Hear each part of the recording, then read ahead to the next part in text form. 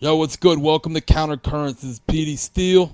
And your co-host, Elena Torres. And today we have a hilarious guest. You've probably heard him on his podcast, Advice from a Fuckboy. And we just watched him give a ton of advice. I have a ton of questions. Please welcome the very funny Clint Coley. What's up, y'all? How y'all doing, Leo? I feel like every time you introduce me, I feel like there should be a round of applause or something. So, right. It's kind of... I'll just snap my fingers. Yeah, there you go. Yeah, there you go. There you go. That's what I do when people think I'm a sorority girl. That's funny. But I'm like, you got to have every pitch, you know what I'm I agree. saying? It's You true. can't just You're have the absolutely right. palms. Absolutely right. So I actually have no questions about being a fuckboy. It's what I do best. I'm surprised you haven't hired me yet. But what are some of your central tenets of fuckboyism for the rest of the... okay. Okay, well, go ahead with your question. You ask you. Well, we women just have have a lot. deeper questions. See, Yeah. like Yeah. women have like what year did you become, and what day, what time, and what So basically, the whole title of Advice for a Fuckboy comes from the fact is, I feel like every guy in his life has been a fuckboy at one point. So I'm Okay. not currently one. I'm 32. That was my question. Oh. So Okay. what it is So maybe I should hire you. I've been one, for throughout my 20s, and then you get older and Sure. you grow up, and then you're like, all right, because so a fuckboy essentially is a guy who lies to women to get Yeah. what he wants. So Yeah. at this point, I don't lie to women to get what Yeah. I want. That's real. Okay, never mind. I had a different definition going in my mind. What was your definition? My definition was just one who flakes out. Like, I have abandonment issues, so if like... Fuckboys be flaking. Yeah, Okay. That's good. Yeah, Yeah. Okay. But I think a What, lot this of, was only after I got laid. You know what I'm saying? So, like, she hit me up after the fact and wants something more, and I'd Right. be like, nah. you ghosted, as Right. it were. So Yeah. ghosting is, but also if you're ghosting, that means you're lying because Yeah. like you probably told her Good things that you wanted it to be first, and then you lied, and now you're considered a fuckboy because you didn't hold up your end of the bargain. Right. That's So- word. So it seems like you have a very in-depth understanding of the fuckboy. So I'm married now, but I dealt with many a It's a fuckboy. nice ring you have on your Thank finger. you very much. He was not a fuckboy by the time he gave me this. No, Anyway. absolutely not. But anyway, so you're talking about a fuckboy is a guy who lies to women, right? To get And what I they- found to get yeah. to get what they want. But I have a question with that because having dealt with many a fuckboy, like you could tell when they're lying to you, but sometimes I felt like the lies were just so pointless, right? Like when you're like, "What are you doing?" and the guy will be like, "I'm getting a smoothie," but really he's at the gym. Like what? Like you know what I mean? Like weird Because lies like that. We're gonna lie to you because if we say you're getting a smoothie, then you're gonna ask us like, well, can you get me a smoothie? Or then you're gonna or if we say we're at the gym, right? Let's say we're really getting a smoothie. We're getting a smoothie, but we're really at the gym. All right. Okay. If we tell you that we're really at the gym, let's just say there's a girl that goes to that gym that you don't like. Now you're gonna say, yo, is that bitch gonna be there? And I'm like, yo, I don't want. Guys want to avoid that argument. So instead of saying that we're at the gym, we're gonna say, yo, let me get that. I'm getting a smoothie. So basically, it's like high levels of paranoia, like just avoiding. A lot of men lie. Anything- We lie to women because we don't want an argument. That's really most of true. the time. That's what it is. Right. Either we don't want an argument or we don't want a lot of questions. Yup.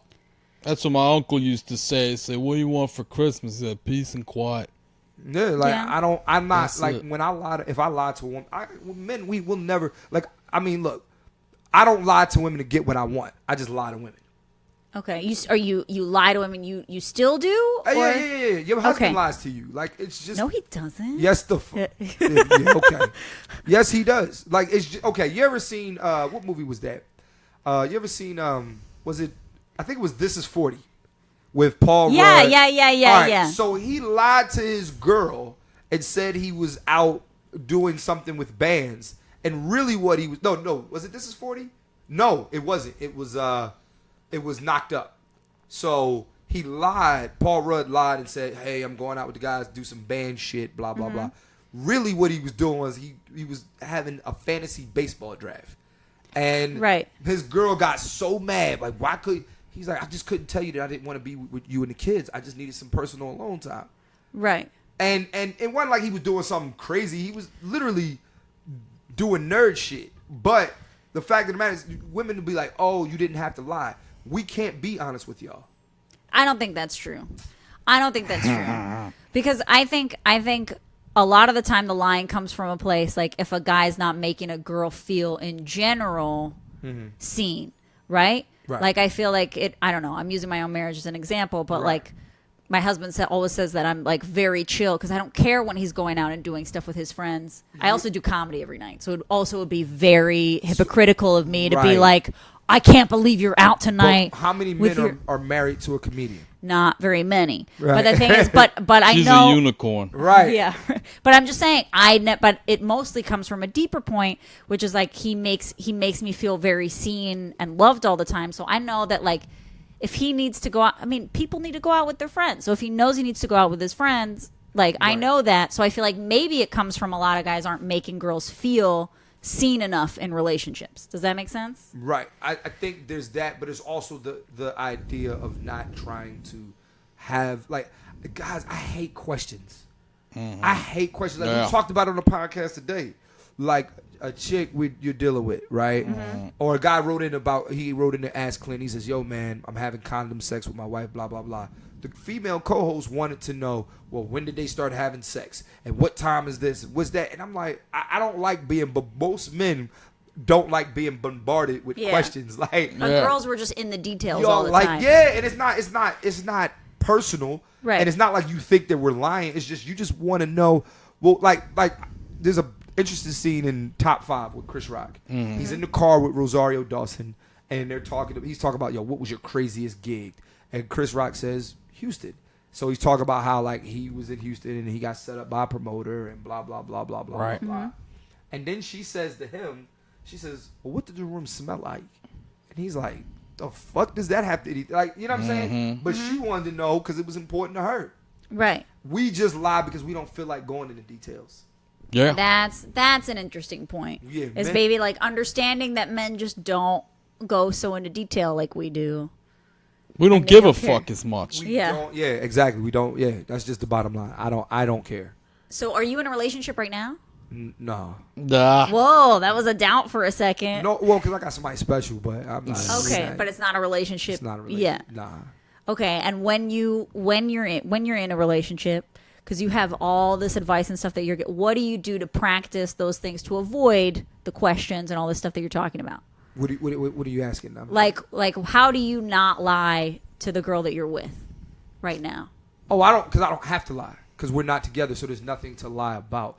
Now, the only thing that I don't tell the truth with, I like a girl will know I'm sleeping with other women, but I'm not going to be like, she'd be like, well, who is she? I'm not going to flaunt her and flaunt another chick in her face. Okay. So that's a secret. So it's like who I'm fucking is anonymous. So is that so? Here's me, the girl, going into the details. Yeah, right. Right. So you have someone special now, but Right. it's more of an open scenario, and she knows that, and she's cool with that. Yeah. And Yeah. you just don't ask questions. But what if? And none of you wants more ever? Well, I do. It's just I'm not ready for more right now. My life is complicated. Okay. You know, but I think that for me, I don't. Like I said, I'm not. It's not that I'm lying. It's the fact that I don't need to give all the details. That's right. Like it's just Right. like I'm a busy there's man. some people. There's some women who are like brutally honest or too honest. Right. Like, hey, babe. Today a guy he tried to kiss me and I told him no because I'm married. And I'm like, bitch. Like if a girl tell me that, I feel like you cheating. Yeah, that's just unnecessary. Like you don't like you're a good looking lady. You know what I'm saying? You're a good looking Thank woman. You don't have to like. How often do you get hit on? Like honestly, in a week. Honestly, it depends on whether or not I'm wearing a ring or not. Okay, you're not Yeah. wearing a ring. So when I'm not wearing a ring, I'll probably get hit on. I mean, at least a few times a week. Yeah, if I'm men like don't at get Whole hit Foods. on. You didn't get hit on a few No. times this week. I didn't get hit on a few times this week. You didn't get hit on a few times this week. And I'm talking about my boy. But at the end of the day, you know, but you're not gonna go home and tell your husband every guy that tried to hit on you. No, Why that would is- be stupid. Why Doesn't that would matter. just Well, cause you was telling me problems for before no the reason. podcast it wouldn't work anyway. He don't be getting Yeah, jealous, that's the other thing. right? I was telling Petey before this. My husband is also like weirdly not jealous, like to a point that sometimes I get mad that he's not jealous enough. But he trusts me too much sometimes. Right. Right. But yeah, I would never. Why bring that? Because that's like, well, I think also if you're telling a guy that, it's because you want attention. I feel like if a girl is like, and I'm thinking it's too much sharing though, and that's my thing. It's maybe like, so. We don't have to do all of that. You know what I'm saying? Maybe so. We don't have to share all of that. Like it's not that. Yeah. You know? And that's what pisses me off sometimes about, you know, not women. I'm not going to, categorize everybody, but like that's what pisses me off about people who try to, or who say this and that and this and that, and talk about lying when it's like, yo, you don't have some things you just don't have to say. That's true. Some things are just better left unsaid. That's true. Mm-hmm. That's my opinion. I agree. I agree too. And so so you're a comedian first. I'm a stand-up first. You're a stand-up first. Yeah. And so when did you start doing comedy? I started I'm 12 years in now. All right. Oh, wow. Where did you start? In Philly, at the Laugh House in Philadelphia back in 2007. It was a dare. Not a dare. It was this chick. I was trying to impress her. She didn't like me, but she liked a friend of mine. Mm-hmm. She thought he was funny. He said he was going to go to the Laugh House and do jokes. I said, well, I'm going to go too, and here we are. Mm-hmm. He never tried. He never did comedy a day in his life. And were most of your comedy, was most of your jokes like about relationships and stuff, or was this something that sort of grew later? It kind of grew with time and stuff like that. Because I started at 19. So like, you don't know shit at 19. No, you don't know shit at 19. You don't know shit at 19. I don't know. I'm 32 now. I don't know shit. Yeah. But then you think you do know things. But you know a little more than you did at 19. Oh, That's yeah. for sure. You know what I mean? 19. So I started when I was 19. I didn't really hit my stride not stride, but like I didn't really become comfortable until I was like maybe 28.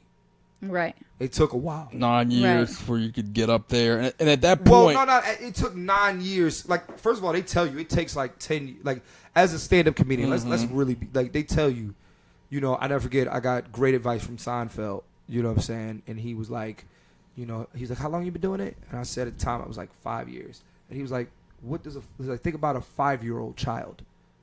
Yeah. You know what I mean? Like, think of a 5-year-old child. Like, there every once in a while there's a 5-year-old prodigy who can, i.e. Eddie Murphy. You know what I'm saying? Right. But then there's the kid who has to, you got to work. You know what I'm saying? That's most of most us. kids. The average 5-year-old is not, you know what I'm saying? Like, So I say, so right around like, but it was more so like I had to go through life. So I'm 20, I'm 19. Nothing really happened to me yet. Then I turned 27, 28, 20, and then I was broke. Then I was living on my own. Like life happened, and that's when I got better as a comedian. I think. So the struggle made you like way better. I wouldn't say it was a struggle. I just think that living life, so it doesn't have to necessarily be bad things. It was great things. I was in a successful relationship. I am touring with one of the greatest comedians to ever do it. You know what I'm saying? But in that, life happens. You know what I'm saying? Right. Yeah, absolutely. I know. I agree with that because I didn't start doing comedy until I turned 30. Right. I encourage that. See, sometimes I get mad at myself because I look back and I'm like, wow, I wish I would have had more years into comedy and done. Right. But I don't think I would have been as funny. No. Because I wouldn't have had the same understanding of life and also other people because you have to have some understanding of your audience. I had more of a voice coming in at 30 than if I'd have started. When I started at 19, only thing I talked about was pussy and dick, and that's because that's all I know. You know what I'm saying? But I will say, starting at 19, like to your point, was dope for me just because I was able to get the repetition under my belt. That's right. So I was able to take my lumps early. You know what I'm saying? I got booed early, and then just practice, man. Like I really worked hard at being a comedian. And at what point? How many years in did you live in LA now, right? Yes. So at what point did you leave Philly? I've left Philly actually very early. Okay. I left Philly. I started at 19, right before my 20, like a couple months before my 20th birthday. By the time, so that was 2007. 2010, I moved to New York. And you went to New York first. And then 2011, I moved to LA. Okay. Wow. We ask a lot of New York comics that come up, like, how was that come up in New York? Because you have to do so many I hate the comedy scene in New York. Yeah, you have to do so many I have a love-hate relationship with the comedy scene in New York. I like the comedy scene in New York because the comedy scene in New York is so diverse, and you can get up 8-9 times in a night and you can try out your joke. The problem is though, it's not a quality 8 times. That's right. So you got to think about it. I'm performing in front of, and 5 of those mics I'm performing in front of a bunch of comics for 2 minutes, for 3 minutes. Yeah, it's like comics don't laugh at other comics, not really, unless it's funny. And then B, it's like we so fucking hypocritical, and I mean not hypocritical, but we're so judgmental, and we're like, oh, this guy's on there doing this and blah blah blah. Yeah, it's an audience of people that hate you. Yeah, they want you to do badly. Fuck out of here, man. So there's that. Also, I don't like New York comic. I don't like the comics in New York because New York comedians are comedy purists. Yes. So like they hate online guys. They hate guys who can't, who you know what I'm saying? Mm-hmm. And it's just like, yo. Who approach it from any sort of different angle. Right. Yeah. Comedy is comedy, yo. Yeah. Mm-hmm. Comedy is fun. Comedy is, you know what I'm saying? Like why it gotta be, it can't, there's no wrong way to eat a Reese's. There's no wrong way to do comedy. Do it however you want to do it. Do you feel the climate in comedy overall in the U.S. has gotten more so, you know, like you don't have to be as purist? Do you feel like it's become more purist, or is that strictly just always a New York thing? I mean, like people get on with Vine or with YouTube or whatever, this or that. Do you feel that that's expanded, or do you feel that that's decreased? I don't know. I think that comedy has become less pure in a sense where you don't have to. There's no back in the 80s, right? You would do stand-up, and executives and agents and managers would stay. Like, you watched The Marvelous Mrs. Maisel, right? Yes. Mm-hmm. So think about it. You know, the girl that wants to manage her or whatever, she saw her in the club and thought she had it. Mm-hmm. You know what I'm saying? And she wasn't trying to have it, but she has it. Mm-hmm. And you got to think about it in a standpoint where that's what it was in the 70s and 80s. You do shows. Somebody would see you and they'd be like, "Oh man, we think you're funny." Put you on a showcase. Right. You would come up. It was artist development. Mm-hmm. Now you have to be a total package before you get it. That's right. I just got I just got on a big time management firm last year. Wow. You know what I'm saying? And I'm talking like they're one of the top 3 in the business. Mm-hmm. But yeah, I just got that. Like, and we're talking 12 years. Congratulations. Yeah, 12 years in, and also. I find it in LA, they're more accepting of like all the stuff you're talking about. So like, where were you at in your career when you moved to LA? Were you passed at like the better clubs there, or did you have to like claw your way through that too? So by the time I moved to LA, it wasn't like a, don't you gotta remember, I moved to LA in 2011. So Twitter was just new, and it was a thing. Mm-hmm. Right. Instagram wasn't a big thing. No, Instagram didn't exist. And Facebook wasn't doing like videos and stuff like that. Sure. And Twitter and YouTube was like YouTube, but whatever. Like, you know what I mean? That was, you know, I moved to LA. Then maybe I started writing scripts. Mm-hmm. That's really what got my foot in the door. I decided that because I moved to LA because I didn't just want to be a stand-up comedian. I want to be a comedian, actor, writer, all of that. Right. Mm-hmm. But stand-up is just home. Mm-hmm. But I wanted to write. I wanted to produce. I wanted to act. I wanted to, you know what I'm saying? Mm-hmm. And that's where I was at my point in career in LA. Like that's when I moved. Because I was just in LA a week ago, and I went to the Comedy Store. And, you know, knew some people there and just, like, went for the night to just sort of, like, check out the whole scene. And I don't hang out at clubs no more. There was like 40, 50 comedians not on the show hanging out just outside. And I was like, damn, this is a heavy hangout game. Like, how do you even filter through all this? How it works is, man, somebody got to know you.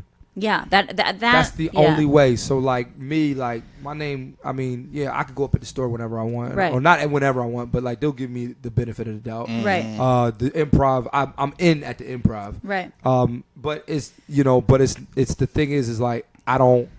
For me, I'm not that guy who has to, you know, I don't sit around waiting for somebody to give me an opportunity. I just take my own opportunity, or I create my own opportunity.